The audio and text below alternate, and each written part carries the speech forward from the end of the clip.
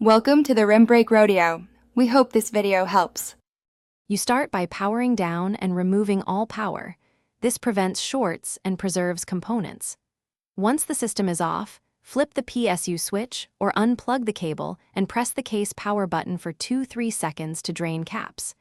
Make sure you ground yourself by touching the chassis or using an anti-static strap. Now remove the side panel and visually confirm the GPU's PCIe slot and any 6/8-pin power connectors, so you can address them in the next step.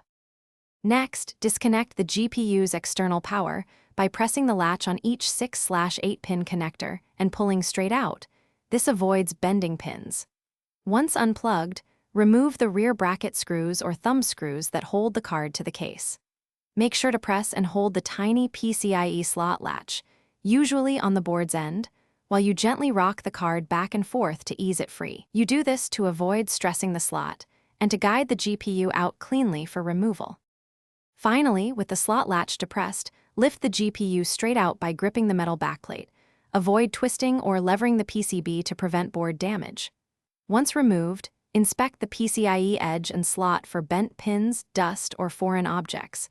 Clean with compressed air if needed. Reinstall any case brackets or covers, reattach the side panel, and reconnect the PSU. If the system fails to post, try reseating the GPU or testing with onboard graphics or another card to isolate the issue. Thanks for watching.